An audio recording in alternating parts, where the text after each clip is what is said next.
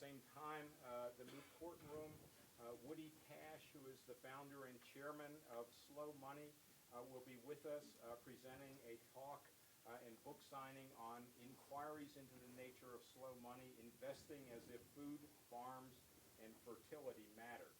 There are postcards available out there. We also have a calendar of events, and I should note that the week after, on November 13th, same time, same place this time, as a green bag presentation, we'll be hearing from Michelle Strobe, who is the director of the Stegner Center's Environmental Dispute Resolution Program, and she will be giving a report card on environmental dispute resolution in Utah, with the grade being, I'm giving away the punchline, incomplete but showing progress.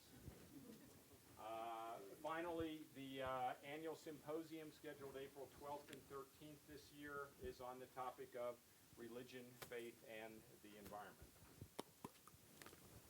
Professor Hall is on the faculty at Wayne State University Law School and is also a frequent visiting professor at the University of Michigan Law School. His teaching and expertise is in environmental and water law, and his research focuses on public and private water rights, transboundary water management and pollution, climate change adaptation, U.S. Canadian environmental law, and citizen enforcement. He's the co-author of the casebook on environmental law and policy, nature, law, and society, and is working on a forthcoming casebook with two of our faculty members here at the College of Law, entitled Modern Water Law, Private Property, Public Rights, and Environmental Protection. In addition, he's got over a dozen articles in the leading environmental law journals. Before joining Wayne State University's law faculty, Professor Hall taught at the University of Michigan and was an attorney with the National Wildlife Federation, where he managed the Great Lakes Water Resources Program. Later, he served as the founding executive director of the Great Lakes Environmental Law Center and created the Wayne State Environmental Law Clinic. He has, as should be evident, extensive litigation experience that has resulted in numerous published federal and state court decisions, and he continues to represent clients in significant environmental disputes.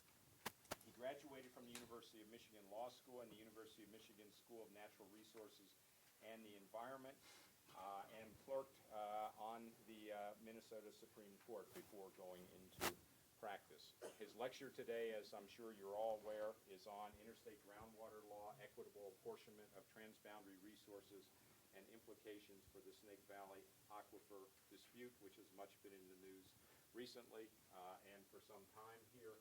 With that, please welcome Professor Noah Hall. Thanks. Thank you. Thanks. I'm probably just as eager as you all to start the Aquifer dispute. First, I want to thank the Wallace Stegner Center. The faculty have been absolutely amazing. Professors Robin Kundis-Craig, Bob Adler. I'm looking forward to working with the rest of you folks. I'm not just saying this. It's an incredible honor and opportunity to be able to come out here as a visiting scholar. And just in case you folks aren't aware of the resources you have here, at both of the schools that I usually teach at, we're the only environmental water law person on the faculty. It's me and myself, and if I want to have a talk about some interesting new issue or new approach to a legal dispute, I talk to myself in the shower, and that's about it. And here you've got a community of scholars, scientists, activists, attorneys, and it is incredible. It's such a resource to be able to visit here and learn from all of you and exchange ideas. In particular, I also want to thank Jan and Kayla. Jan's here. Kayla's not even here. They have been fantastic with the Wallace Stegner Center. Kayla actually made sure my suit was here for me, so I wasn't wearing shorts and a T-shirt, which is a nice improvement. All right, so Before getting into the details of the Snake Valley dispute, I'd like to take a few moments to talk more generally about the law regarding transboundary harm or transboundary pollution between sovereign states, the way our federal system deals with that type of problem, which has been one of the most pressing problems since the formation of the Union, and up to the current time, how the Supreme Court's jurisprudence begins to address these issues. And then we could get into the dispute, see how we think it might play out, look at what Utah's options are, opportunities for success, and that type of thing.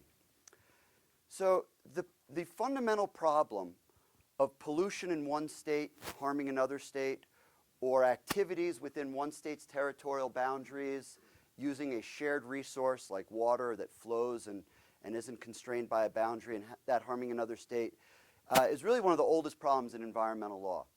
Because before you could even get to the relationship between citizens and their government or business and regulation, you first have to sort out at a state or a sovereignty level who's in charge of these resources and what sovereignty means with respect to protecting a state resource or managing a state resource when it's going to interfere with what another state wants. So this is an old problem. This is nothing new. This is not the first time, obviously, in the Snake Valley that our federal system has been tested with this challenge. For about the first 130, 140 years of the United States history, the major legal question when dealing with if you want to think of it as state using another state's water, although that's, as we'll see, an inaccurate shorthand, or state causing pollution that harms another state, the first initial threshold question that the American legal system had to answer, as well as the international legal system, because this is totally analogous to what we see between countries, is basically what are the ground rules for this kind of dispute? What are your rights? What are your responsibilities as a sovereign state with respect to your neighboring states and your shared natural resources? There are three fundamentally, there's basically three at least theoretical approaches you could take to assigning rights or resolving a dispute or laying basically the ground rules for how to adjudicate these types of issues. The first would be absolute territorial integrity. The notion that a state has as its sovereign right the ability to have within its borders its environment as it wants it. Essentially to be free of pollution or harm from any other state, to not have its natural resources interfered with by any other state, to not be affected by the activities, industrial, agricultural, whatever, in another state. Absolute territorial integrity. It doesn't work. It's a failed notion. It's a nice ideal and a failed notion. And to see why it doesn't work, all you'd have to see is how it plays out. It would effectively stop any type of natural resource use or industrial activity, human activities, energy production, you name it, for which the externalities are felt beyond the state boundaries. And given the complexity of the environment and how not just water but air and other natural resources move, it's both unrealistic and probably overly restrictive to tell states that they cannot engage in any activities if that will cause any physical impact to a neighboring state. It would essentially put the neighboring states into a position of being able to control development in their sister states. So we've rejected that approach. Second approach, the other end of the spectrum, would be sort of absolute sovereignty when it comes to conducting affairs within one's borders. So under this approach, a state would say, we're free to do whatever we want within our borders. We can restrict pollution or not restrict pollution, use and diminish resources, withdraw water, divert water, what have you. It doesn't matter what happens to anybody else. If the state decides to do it within the state's boundaries, that's the state's prerogative, and impacts on others, oh well. Actually, the United States briefly toyed with adopting this approach in the Harmon Doctrine, which came about in a water dispute with Mexico.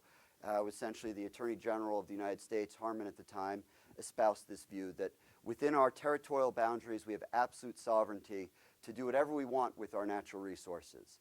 And if that causes a harm on a downstream neighbor, so be it. That's sovereignty for you. Well, even though the United States dabbled with that idea, we quickly backpedaled from it. All it takes is realizing that you're not always the state that's upstream or upwind, and the idea of absolute territorial integrity becomes about as flawed as the idea of absolute absolute sovereignty. Sorry, get those terms flipped over. So we've basically discarded those two extreme approaches. And the international community has also discarded those two extreme approaches. And when you're dealing with transboundary pollution or shared water bodies at the international level, actually the rules are basically the same. And it's the rules that the United States Supreme Court developed in a series of cases, primarily in the early 1900s. These rules became adopted on the international scene in the trail smelter arbitration during World War II. And they've since been incorporated into both the public and private international law, as well as interstate law for the past 60, 70 years. The principle, though, isn't very helpful, and that's where the rest of the discussion is going to go. But here's the principle. When you're talking about water, it's best described as equitable apportionment, but there's a lot of other ways to describe it: sharing, an equitable solution, respect for the competing sovereignties and balancing of interests. However you want to frame it, this U.S. Supreme Court leading the way and the rest of the legal community have essentially rejected these absolute approaches and come up with a very vague, unclear, but it's the only game in town doctrine to go for, which is we just need to figure out a way to equitably balance interests, apply the facts of a case, and make a decision that interferes as little with state sovereignty as possible, while at the same time protecting the interests of the states. So that brings us forward to the history of U.S. equitable apportionment. And equitable apportionment, as the name implies, is a straightforward doctrine, or a seemingly straightforward doctrine, where the Supreme Court uses to resolve disputes between states over shared water bodies. The reason this is a Supreme Court doctrine, explanation. Of course, typically in the United States, when you have a dispute, it goes before a trial court. The trial court gathers facts and evidence, applies those facts and evidence result.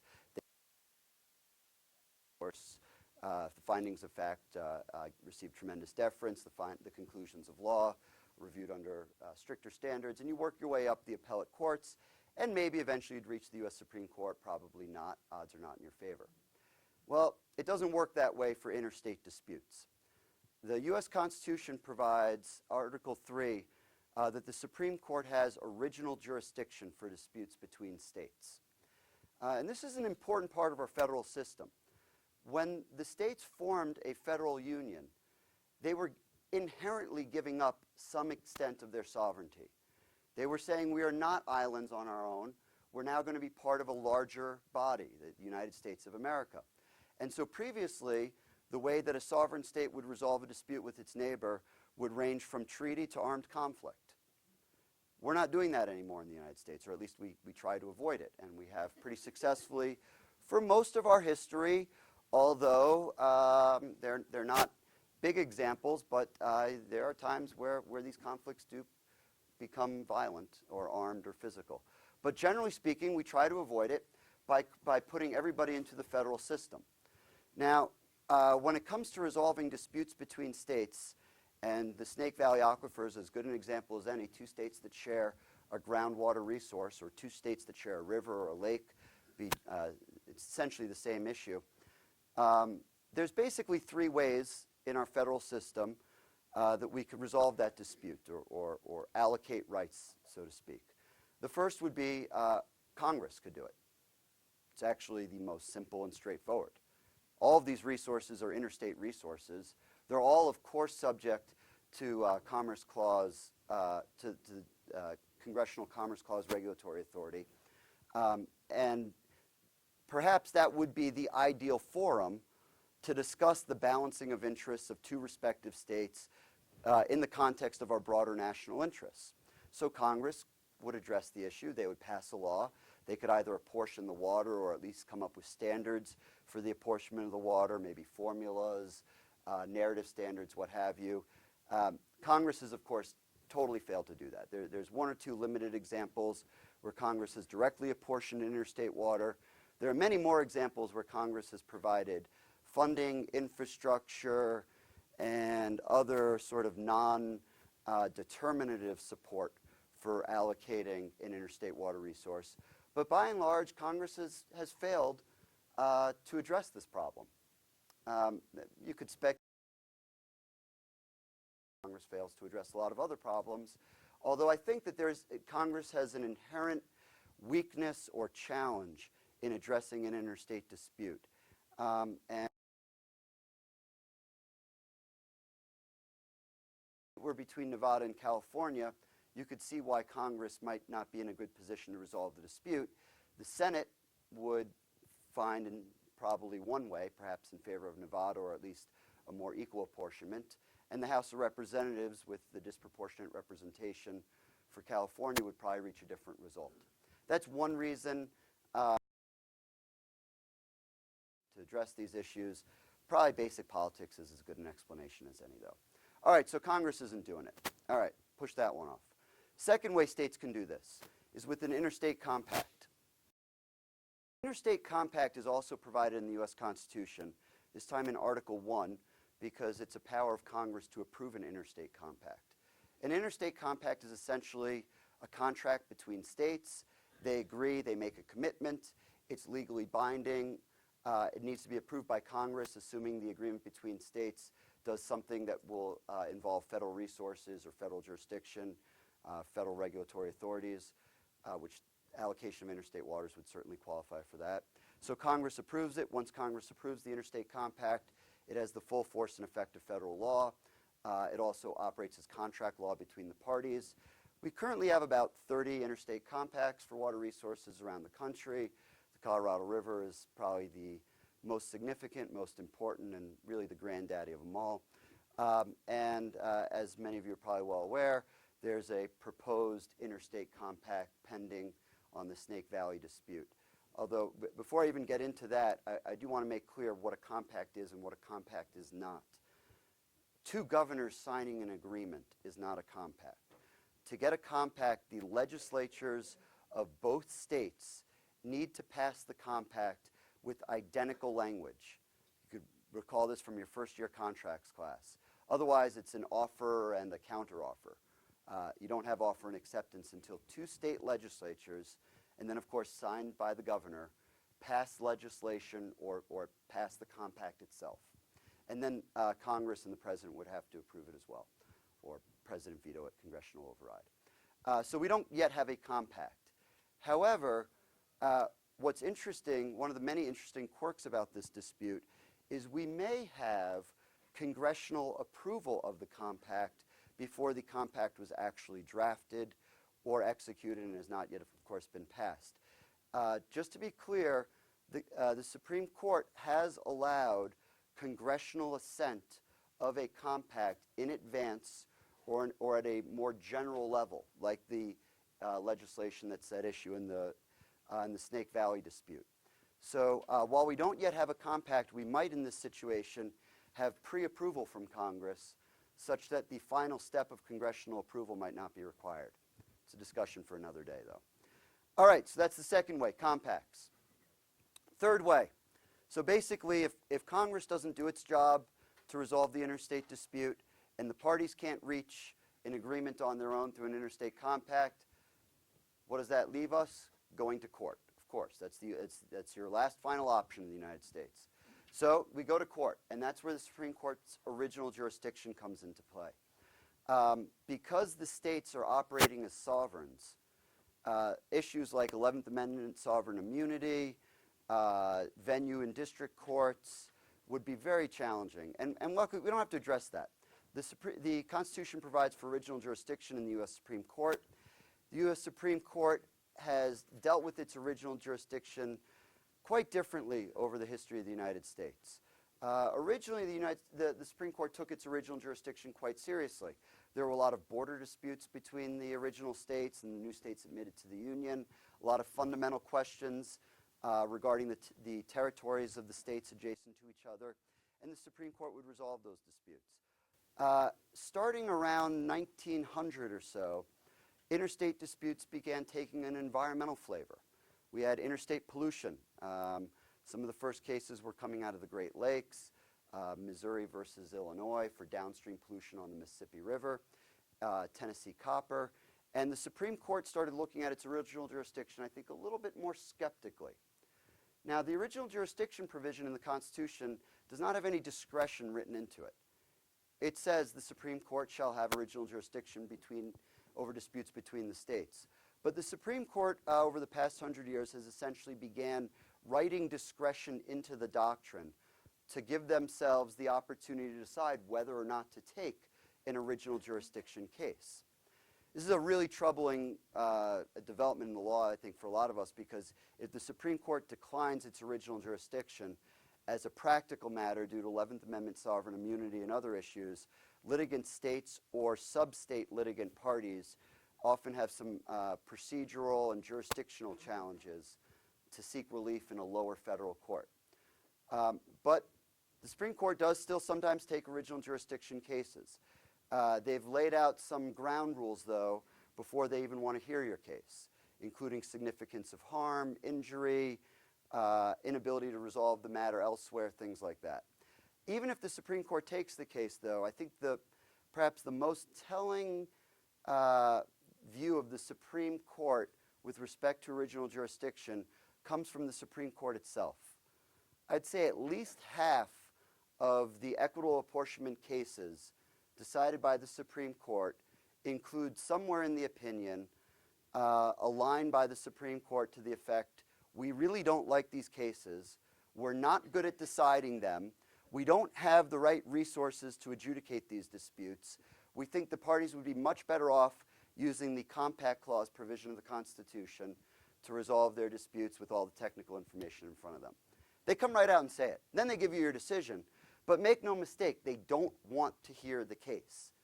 And I think the reason, Supreme Court offers a lot of reasons why they don't like these cases. As I said, they often point to the technical and scientific complexity, the need for significant fact-finding, and the vague law, basically, or the lack of federal law to some extent, to resolve these disputes.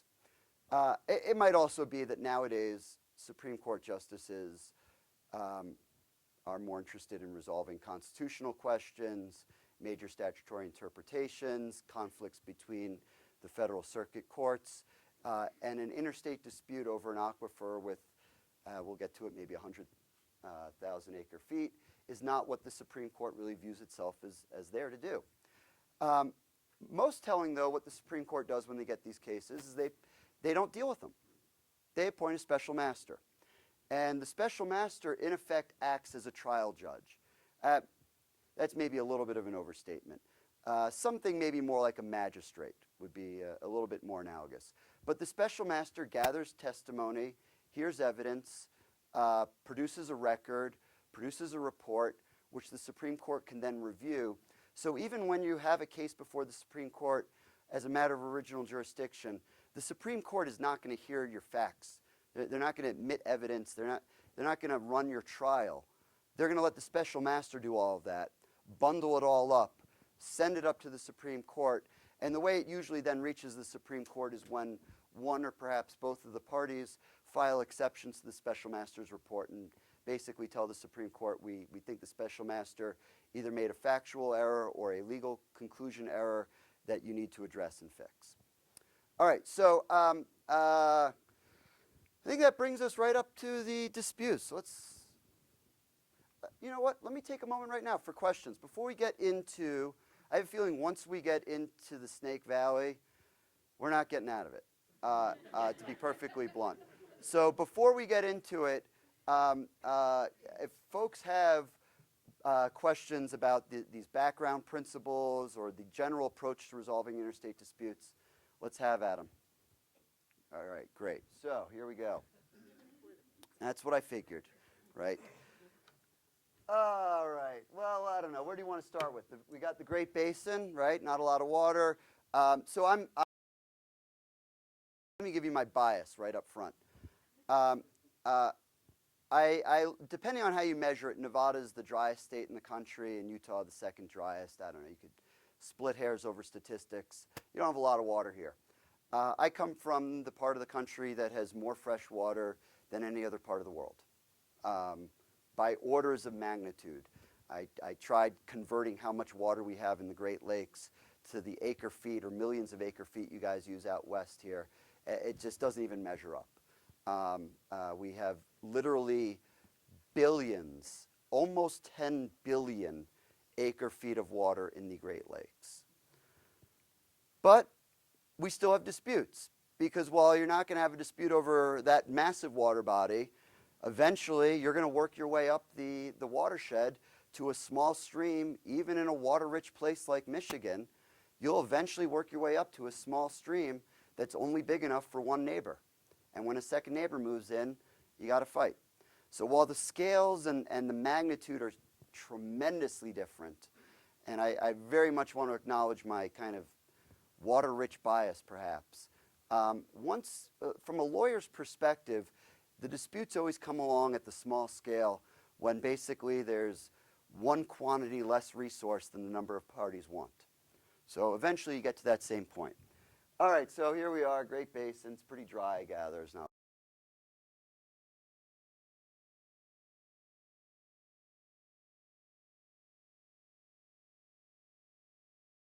I'm sure is boring, old news to all you guys. I'll move through it pretty quick. And actually, I'm going to move through it so quickly that I suspect folks are going to have corrections to offer in my very short summary, and I will welcome those. But I will be most interested in additional facts or corrections that relate to how the Supreme Court will review the case, because that's really the question I'm trying to answer here. So pretty simple, you got Las Vegas. The pictures tell it all. That was Las Vegas in 1920. That's Las Vegas now. They need more water. Maybe even the way I say that, they need more water, I'm sure, is a value judgment rather than a factual statement. But to make it as a factual statement, the water supply needed for a population of 100,000 is significantly less than the water supply needed for a population of over 1 million or several million. Whether they need more water is a conclusion. I probably shouldn't state that as a fact. All right, so that's Las Vegas now. Everybody knows Pat Mulroy. I would actually have found the water baroness term to be sexist, except that when I had dinner and drinks with her, she used it. So, you know, that's that. For those who know her, she is, you know, I'm going to describe her like this, and I'm going to hope that this description will satisfy everybody. She is one of the most impressive bureaucrats you will ever come across. She is a very, very good bureaucrat. And by that I mean she is exceptionally good at using a public agency or a public authority to do what she sees as in her public's best interest. Very good at it. Really Robert Moses-esque. And I'm not the first to make that comparison. She also has a lot of very pragmatic and I think useful views on water conservation. But at the same time, she's managing one of the fastest growing regions in one of the driest parts of the world. So there's a lot of double edge to all of this. Don't try out drinking her, by the way, over dinner. She puts down cocktails quicker than most can. All right, so let's see. But she came up to Detroit and gave she had no problem coming to Wayne State University in Detroit, giving a talk to a full lecture hall about how much she'd love to get Great Lakes water. I figure if she could do that, I could come to Utah and attempt to explain to you guys why maybe she'll get some of, let's not even call it Utah's water. Let's call it shared water for now. All right, so this is one of her many pipe dreams. This is a very, very rough map of it. I'm sure this is kind of old news to all you guys. Basically, this is by no means Las Vegas's only or even primary strategy for dealing with its increasing population and economy and its very, very limited water supplies. But among the many options, one thing that I think Pat gets should get a lot of credit for, especially as a bureaucrat, which we don't often acknowledge this, she's been quite farsighted. She's been aware of looming water shortages and water conflicts and water problems. She essentially knew that there would be hundreds of people trying to figure out where to get more water from in 2012, 20 years ago. Now, that might not sound like a big deal, but keep in mind, Congress hasn't done that. And that's really why we're at this dispute, is because essentially the larger systems of government haven't addressed the issue, and they're leaving it to the states or even the sub-state agencies like the Southern Nevada Water Authority to find their own solutions. Plan for yourself. Figure it out. And she has. And so the documentation, of course, for this pipeline project goes back to at least '89. She must have hatched the idea before then. As we'll talk about, given that the permits on the Nevada side are in abeyance until 2019, that meant a 30-year planning period. And that's assuming all goes well. Now, bureaucrats who can stay in office and actually plan for resource scarcity 30 years in advance do deserve some acknowledgement. All right, so there's her proposal. The first I'm going to just very, very generalize the obstacles to this proposal. 3 categories. The physical challenge of getting the water from up there down to Las Vegas. The legal implications, I mean, of the physical. This isn't an engineering course. I'm not going to at all tell you guys how difficult it would be to build the pipeline or not. But the legal challenges of crossing water across Nevada. Second is the intra-Nevada interests that will oppose the transfer of the water. And then, of course, the third is the interstate aspect, which I'm going to focus on. But I don't want to just skip over those first 2 because they all relate. The first challenge that Las Vegas has, of course, is that Nevada is, I don't know, what's the figure? Something like 88% public land. One of the many brilliant natural resource folks in this room could correct me on that. I don't know. Something like that. We're not used to public land like that in Michigan. When we have federal land in Michigan, it's for a reason. In Nevada, it just seems like it's all federal land, which means that if you want to move your water from up there to down there, you're going to have to cross federal land, which means you're going to have to get permission from the federal government. And if you are Pat Mulroy, the way you usually get permission from the federal government isn't the way maybe you and I would, which is filing applications and exploring the administrative process. You call Senator Harry Reid, and he takes care of it, as he should. By the way, this is, again, at some level, this is how you want a system to work. You want the head bureaucrat of a major planning infrastructure agency to be able to contact Congress and Senate leadership to address the issues of local concern. This is at some level how this is supposed to work. So Harry Reid, of course, in 2004, passed legislation to essentially free up the federal lands to allow the pipeline to be built. That's not particularly interesting. The more interesting part of it was what Utah's senator did in response, which was essentially attach a provision. I'm not going to read the language. I'm guessing you guys all either have it or know where to find it. If you want it, I'll dig it up for you. But Senator Bennett attached a provision saying that before Southern Nevada Water Authority, Las Vegas, however you want to shorthand describe it, could go up to Northern Nevada and take water.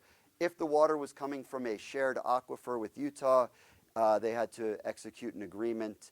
And actually the legislation, the federal legislation, sometimes federal legislation that encourages states to do a compact doesn't say anything else. It just says, you guys are going to have to figure this out. This actually did give us a little bit of guidance.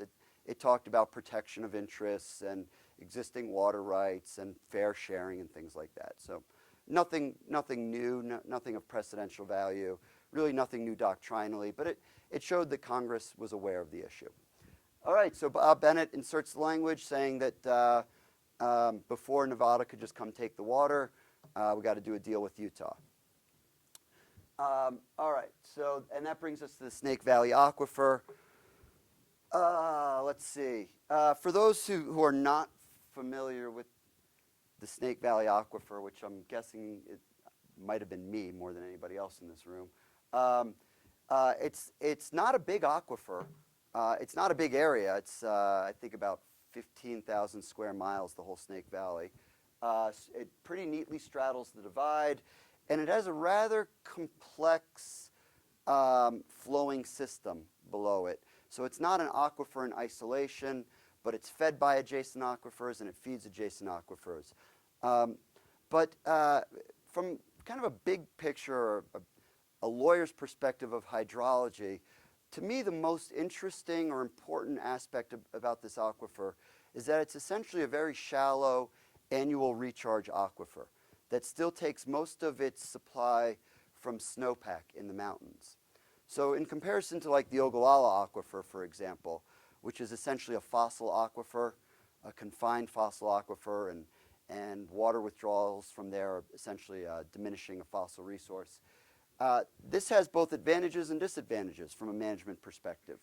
The recharge is nice, assuming it happens, and that's the catch. It's nice to have a recharging aquifer, but if the recharge is based on snowpack, which, as we know, is one of the aspects of water supply that is most vulnerable to climate change, diminishment of snowpack in the mountains above the aquifer is not just a possibility, but I think a likelihood.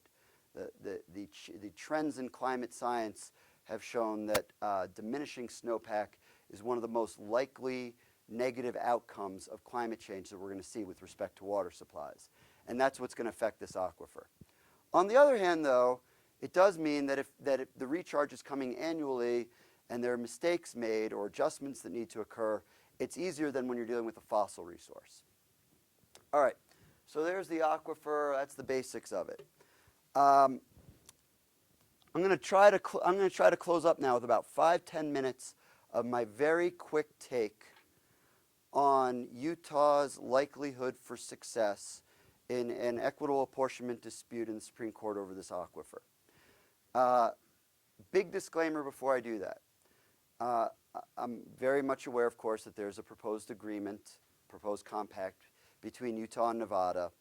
I've reviewed it, but I'm not offering my analysis of this litigation to say what Utah should or should not do with respect to the agreement.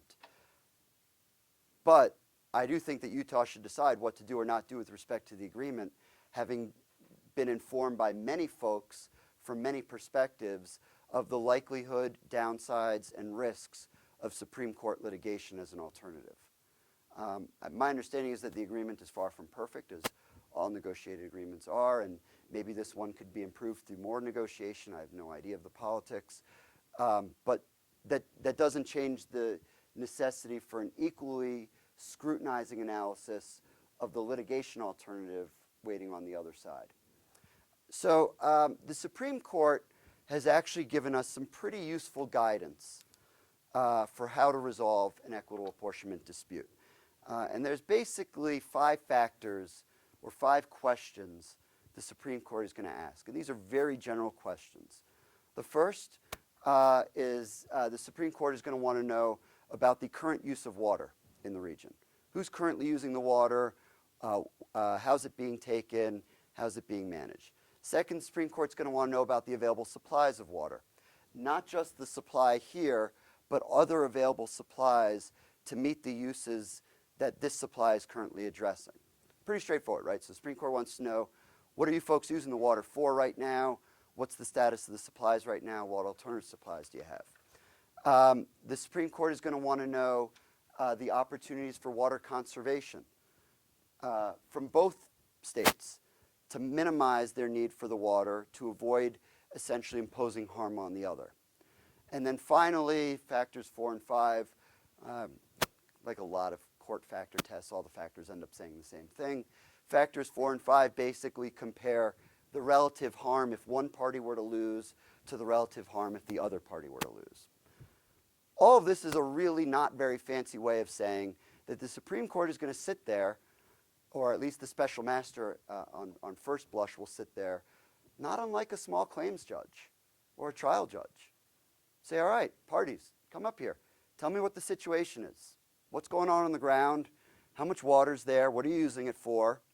What can you do, maybe do differently so that we don't have to split the baby in half and leave you each with half a dead baby? Is there something we could do to allow you each to meet your economic and population needs? And then the judge or the special master of the Supreme Court also wants to know, all right, if there's no way I could resolve this that works out okay for both parties, and someone's going to have to lose, who's better off losing? And judges ask themselves those questions. I mean, they know they're going to send one party away unhappy, and they want to know, how bad will it be if we send away one party unhappy? All right, so let's try to answer those questions briefly. Oh, actually, two more things that I want to add to that analysis that very much color it. The first is that the Supreme Court will look to state law as a guide, but is by no means binding on the Supreme Court. And the Supreme Court has expressly rejected the idea that if two states have the same water law doctrine, they are bound to follow that doctrine. They are not. State water law is a factor. It's a guide. It's something the justices can use if they find it helpful and equitable, and they're free to disregard it if they don't. I want to make that point because actually the report to the governors, I think, shorted that up a little bit. Yes, sir. Great question. I'm going to come to it in a moment. Thanks. Perfect question. The second principle the Supreme Court looks to when they're resolving these disputes is they want to, this goes back to what I was saying at the beginning, they want to interfere as little in the state sovereignty as possible. And they're going to have to interfere somewhat. They're going to have to either tell Utah or Nevada or both that you're going to have to do something differently. But generally speaking, the Supreme Court has a reluctance to get involved in these disputes and a reluctance to interfere any more than necessary to resolve the dispute. So you take those two background principles, now go back to our 5 factors. I'm going to start with that question that was asked in the back because I don't want to put it off. One of the most challenging fundamental questions in groundwater law is to what extent should we as a society use groundwater resources beyond what is recharged annually? This is a fundamental sustainability question. If you have a resource that recharges at, say, a unit of 10 a year, is it responsible to take a unit of, say, 11 or 12 or 20 from that resource and essentially be drawing down on the trust itself, on the fossil resource that's not being recharged? Different states address this very differently. Michigan, for example, has no law that would prohibit somebody from drawing down an aquifer permanently. It might not be reasonable in those circumstances, but it might be. There's no per se rule against it. Turns out Nevada and Utah, first of all, Nevada and Utah are, of course, both prior appropriation states when it comes to allocating intrastate groundwater rights. And that doesn't really help inform a Supreme Court dispute too much, although sometimes when we used to have Western justices, they did seem to care more about prior appropriation law. I think the aspect of state law, though, that's going to be most important for the Supreme Court if they're faced with this issue is the fact that both Nevada and Utah have a very similar doctrine and rule with respect to drawdown of aquifers. Neither state allow individual groundwater users to permanently diminish a groundwater resource or draw it down significantly below its annual recharge rate, such that in effect you're doing what's called groundwater mining. So that's the shortest way I could put it, really. Neither state allows groundwater mining. Now, there's some variability in there, there's some slippage. You might get recharged, like I said, of 10 and have a permit to withdraw 11, and they're not going to curtail you in year 1. But maybe eventually, if your withdrawal is significantly greater than recharge and you're groundwater mining and you're lowering the water table, the state water engineers would cry foul. So that's the relevant state law. So now for comparing the equities, well, let's just get into it. There's a lot. one of the biggest challenges right off the bat that Utah and to a lesser extent Southern Nevada Water Authority will face is the inherent scientific and technical challenges of making planning and legal decisions on groundwater. Groundwater is tricky business for lawyers and policymakers. So tricky that many states until, well, and some of them even continuing now, but many states until 40 or 50 years ago had as their rule for groundwater no rule at all. Basically saying that groundwater is so mysterious, so incapable of understanding, so difficult for the legal system to get its hands on and have good information on, that most states essentially said, they called it a rule of capture, but it was really no rule at all. It said, we're not going to get involved in groundwater disputes. If somebody's pumping groundwater and somebody else says it's harming them, oh well. We don't know anything about groundwater. Whatever goes on underground stays underground. Don't bug us. Most states have moved away from that, although some have held on to it. Texas has it as a common law doctrine, so does Maine. They've softened it with statutes. But nonetheless, they should, you know, the science is better now than it was, but still it's not clear. You don't measure an aquifer like you do a stream with a gauge. Aquifers don't move, groundwater doesn't move downhill like surface water.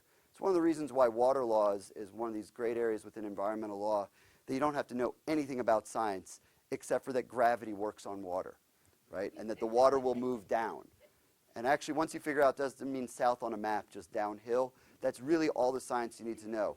Until you do groundwater law. Because here's the catch about groundwater. Groundwater does not move simply by gravity. Groundwater moves from all kinds of other pressures in multiple different directions and in different ways. So it's very difficult to tell with any certainty whether water pumped here is going to redirect flows that would have gone here or vice versa. Very difficult to tell.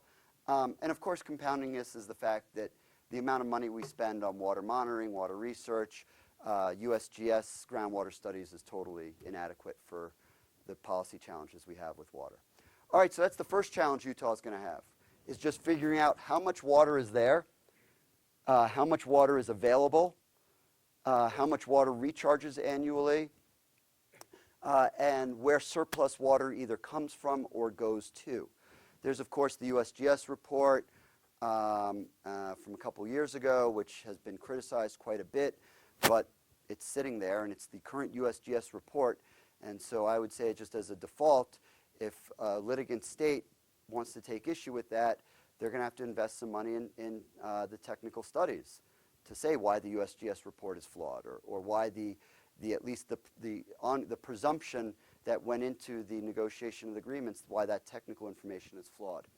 So let's assume, though, you got about 100,000 acre-feet in the Snake Valley.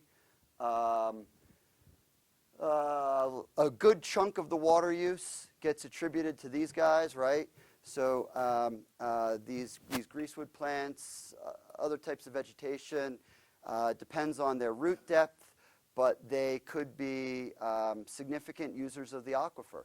They could be significant consumers of the aquifer water. Now, they also provide a benefit. They keep the soil in place. But that's part of the fact pattern that you have to look at. Available supplies elsewhere. This is where I think things could get a little tough for Utah. Las Vegas will remind both the special master and the Supreme Court that it has very limited options for water as a state, in part due to the Colorado River Compact terms, in part due to its geography, in part due to the fact that it developed later than a lot of other western states. And they're going to make a rather compelling case. They don't have a lot of other alternatives. Utah might not have other alternatives in the Western Valley, although the Supreme Court's doctrine is unclear whether it looks at the water supplies for a state or for that specific region. I've seen there, you'll see case law referring to both. So there's at least room to argue both. Let's see, water conservation. I got this from the Great Basin Water Network folks, good people over there.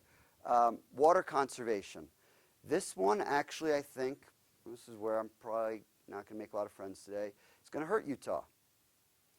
The reality is that while Las Vegas looks like a giant wasteful water user, and while the Pacific Institute has dutifully pointed out all of the ways that if folks in Las Vegas lived like people in Europe, they could use less water, the reality is that by any measure of Western water law, Las Vegas has taken aggressive conservation measures to minimize its demand while its population and economy has grown. And from the Supreme Court's perspective, water conservation does not mean closing down your population or economic growth. It means using your water more efficiently for your population and economic needs. Las Vegas, frankly, has a pretty good, will have a pretty good, think of it this way, 5-page fact section in their brief on their water conservation measures. And here's where they're at a huge advantage. For reasons unrelated to the Snake Valley aquifer dispute, Las Vegas has been proactively making its case as a water conservation user for potential other litigation for over 20 years. They've been anticipating this. They've been reading the court cases. They know what the Supreme Court looks at, not just in interstate water disputes, but in other other water disputes. They've been taking the steps for water conservation to set themselves up for a dispute with a neighbor for a long time. I don't know as much about the water conservation practices of the agriculture and ranching in western Utah, but I suspect that there has not been a comparable investment in water conservation, probably from a lack of resources to make that investment. I'll take this question now. I think that that's missing the point, all of it. The Pat Mulroy came here 5 years ago, longer ago, and said Las Vegas needs the water to grow. There isn't enough water to sustain more people over the long term. That's the real reason for people are against the whole concept that it's, if you let Las Vegas double in size, those people will die of dehydration eventually. And is this pertinent in any way or not? Is what pertinent? Is the fact that Las Vegas wants to double in size pertinent? No, the fact that Utah, Arizona, Nevada, and California do not have enough water for the people who are already here. Is that pertinent? Yes. Well, first of all, the short answer to almost any question you would ask about pertinence to an equitable apportionment is probably going to be yes, which is to say that a Supreme Court sitting in an equitable apportionment dispute would probably be inclined, it would be pretty hard to, or the special master, that's how it works. Special master would hear it. Special master would decide whether it's pertinent. If the special master says it's okay. It's hard to see the Supreme Court saying, no, we're not going to consider that at all. Now, the question is, so what? And because this is the point I was trying to make about water conservation. Supreme Court's jurisprudence has been very clear. Water conservation does not mean you stop growth. I'm sorry if that's not what you want to hear, but the Supreme Court does not take the view that a state should reduce its need for water by having a smaller population. I'm sorry to say that, but although I'm really sorry to say that since I live in Michigan, which has a diminishing population and a massive amount of water. Right, but it's why we've done an interstate compact, is because to say, well, folks out west wouldn't need Great Lakes water if only they would stop growing, or they didn't have folks out west, that's not going to get any traction. Instead, the way the Supreme Court looks at water conservation is, maybe the fairest way I could put it for your concerns is far more narrowly. It doesn't say, would water conservation be not having 1 million people live in a desert? It says, is water conservation using your available water supplies as efficiently as possible? And that's the distinction. And that's why I really appreciate your comment, and I very much can relate to it because, as you know, I come right out of the Great Lakes regional water hoarding fights. And yes, I'll get you 1 second. A common point made by folks in the Great Lakes is, why should we share our water with folks out west? If they would simply stop growing their cities, mostly taking people from other parts of the country. I don't know how many of you were born in the West. Right. Then we wouldn't have to worry about sending our water there.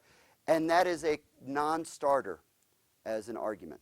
The Supreme Court takes the population, not just as it is, but as it's expected to grow, and looks at water conservation. Sir, I'm sorry. I'm good to just take questions. We could be done with any prepared remarks. That's it.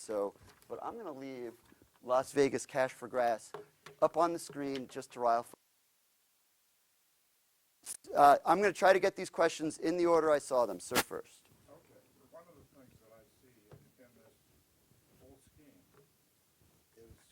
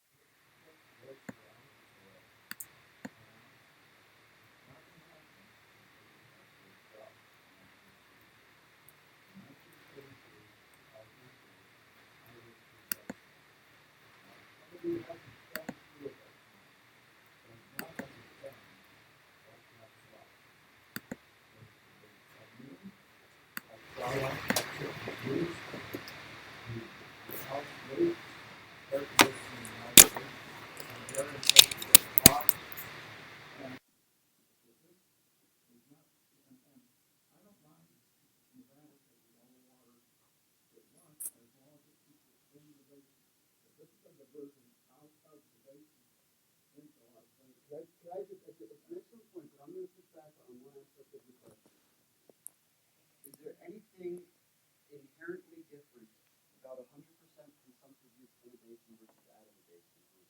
Ocean.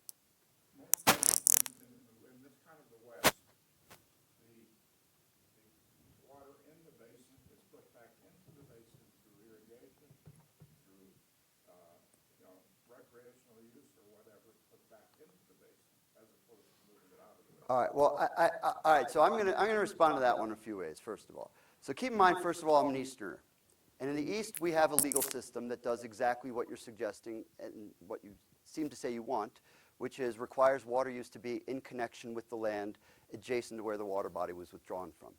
So in Michigan, there is no such thing as an out-of-basin water use. You can't even use the water 5 miles away from the water, from the source water body. Water has to be used adjacent to the land. And similarly, groundwater law in Michigan requires the water use to be used on top of the land from which it's withdrawn. For, in part, but only in part, exactly the reason you said, which is that typically speaking, agricultural water use that's done in basin has a significant return flow component. Let's put aside that it's probably polluted and filled with phosphorus and nitrogen and atrazine and everything else going back in the water, but it's recharging, right? So that's good, and that the water use, and so that's built into it, and that's part of the justification for it. But now let's pick that apart a little bit. First of all, Utah and Nevada are not riparian states. Utah and Nevada do not have as an operative state rule, and I know your background, sir, but I think this is how they would respond to it. Does Utah allow Utah residents to use water not in connection with the land from which it's taken? Yes. Yes, they do. So let's take that idea, and you got to push that off the table now, right? No, I don't think so. Okay. Because this is a unique body of water. This is a shallow body of water. It needs recharging. And if you get a 1933 drought, and I see one coming, and those grease things lose their die, Salt Lake City, Denver maybe, Omaha maybe, will be inundated with dust. Okay, so here's how I think this has been a big issue, of course, in the Snake Valley dispute, right?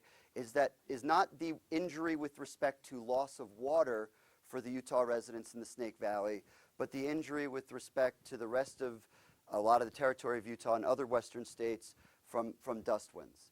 Here's how I think, and this is only my best guess, but here's how I think a special master will address that issue. The special master will first want to know, in this basin, how much water, and if you were litigating on behalf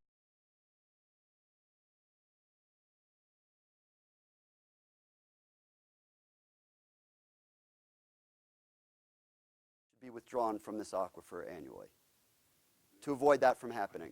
Zero out of the basin. As much in the basin, that'll come back into the basin, or keep. And what about consumptive loss of in-basin uses? Well, We're not going to worry about those. well, the problem is that anything that you add to it is going to make it worse. I mean, there's always. So are you this concerned about the issue that you wouldn't allow, for example, Utah ranchers to pump groundwater there? Well, it depends.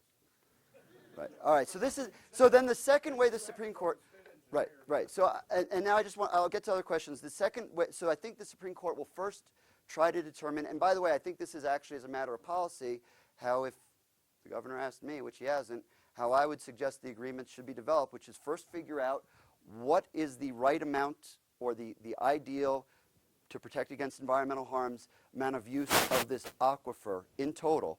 And maybe it's only 10 acre feet, whatever the number is. But then that leads to the second question is, okay, how do we share that? You can't answer one and then ignore the other. So even if you say it's only 1,000 acre feet should ever be used consumptively, either out of basin diversion or consumptive use, well then still that begs the question of how do you split that 1,000 acre feet between Utah and Nevada? Okay, let's get some other questions. I'll be happy to chat more later. Sir, yes. My understanding, and it may be wrong, is that despite all of the river equitable apportionment actions that the U.S. Supreme Court has done over the years, they have never apportioned an interstate action. You are 100% correct. Okay, so I wanted to make that point. Sorry, I forgot to. my follow-up question to that is, based on the criteria that you have discussed, do you believe that there are any tweaks or anything different that the court or the master would or should consider, given the fact that you're dealing with groundwater rather than a So surface water? I'm thrilled you asked this question because before I ever was planning to come out here, that was the question I was working on. We actually have a couple of interstate groundwater disputes brewing in the east. We have one between Memphis and Mississippi. And so I was looking at it like exactly gentleman's question. The Supreme Court's never equitably apportioned an interstate groundwater aquifer, although the Supreme Court has used equitable apportionment for salmon and other natural resources. So they've made very clear this is not a surface water doctrine. Also, the Supreme Court, I should give them a little bit of credit, they have addressed groundwater apportionment in the context of surface water disputes, which tells you that they're actually decades ahead of our state courts in recognizing the surface water groundwater connection and really not even splitting hairs over the difference. Water's water as far as they're concerned. But I kind of wanted to go a little further and say, all right, groundwater is different from surface water. The law treats it differently, and it has different values and functions, and would that lead to a different analysis? And so far, my answer is the reason I chose not to pursue it is the answer is no, so it's not so interesting. But I'll tell you my thought process. Groundwater does not typically provide ecosystem services direct. Now, groundwater might feed surface water bodies or prevent soil erosion and things like that. There's no endangered fish swimming around in the groundwater, though, right? I mean, you don't have nobody's fishing the groundwater. No one wants to recreate it or walk along the shores of the groundwater. It serves as a resource that fuels other things. I don't think that distinction makes much of a difference, though, because I think the facts are still the facts, and if you pump down too much groundwater, you'll have soil erosion, and so it works the same. You've got different state laws for groundwater than for surface water, although actually, really when you come down to it, Nevada and Utah's state laws for groundwater are more or less the same as the surface water. If anything, they seem to be a little more protective of the long-term interests of the groundwater. So, short answer is, you're absolutely right to be thinking about that. I think it's something the parties should be briefing. Doctrinally, I don't think there's a big difference, but this is where the big kicker comes in. I think the most significant difference for groundwater versus surface water litigation is the tremendous cost and uncertainty and need for technical experts that you'll have in a groundwater dispute. As lawyers who've done just intrastate water work know, a stream adjudication is easy compared to groundwater. Groundwater is really tough. You won't get two USGS scientists in the same room to agree on the same thing. So I think that only makes the litigation seem less attractive. Questions? Yes, ma'am. So, to kind of round out the compact versus a Supreme Court decision, am I hearing you say that the compact for Utah, with all its flaws, may be a better solution than the risks of the water master, whatever he's called, making a report to the street court? Yeah, I think that's a fair. I think it's a fair summary. Off taking this compact? Yeah, but with a big qualification on the might for the compact, in that I did not spend my time going over the compact line by line from the perspective of a client in Utah to make sure that that agreement has everything I would want in it as a lawyer. So I'm talking about the agreement more as at its more general terms. Can it be changed, what's there now? Because I think I read that if we didn't sign what was pending, the government in there, there was going to be a legal case. Well, yeah, that's not because Can it be changed? a compact can always be changed by the agreement of the two parties, although typically, and I believe that's the case with this compact, can't be changed unilaterally by one party once you've entered into it. If you could, actually, I saw that as one of the criticisms of the compact, that it binds the parties. Of course it should. You can't, if a party could unilaterally get out of it, then what was the point of spending your time to negotiate it? I mean, there's maybe some, but there are, and they don't typically. I don't want to overstate that. There's a lot of moral reasons why someone adheres to a compact. That said, I have not looked at the compact in detail. If the initial questions, I keep saying I haven't looked at it in detail. Of course, I've read the thing 5 times, though. Some of the questions I would have most about the proposed agreement relate to the total amount of allocated and unallocated water and the total amount of pumping that will be allowed. And my advice for Utah, if I could be this presumptuous, would be to focus your environmental concerns on the total withdrawal from the aquifer rather than on the apportionment. It's going back to this gentleman's question with Nevada, which is to say, if you're concerned about the environmental health of this region, then do an agreement that first protects the environmental health of the region and then takes the amount of resource that we're saying we can use without causing a dust bowl and allocates it equitably. And I'm more concerned that the proposed agreement fails to do the first than fails to do the second. I think the proposed agreement that would be my initial concern.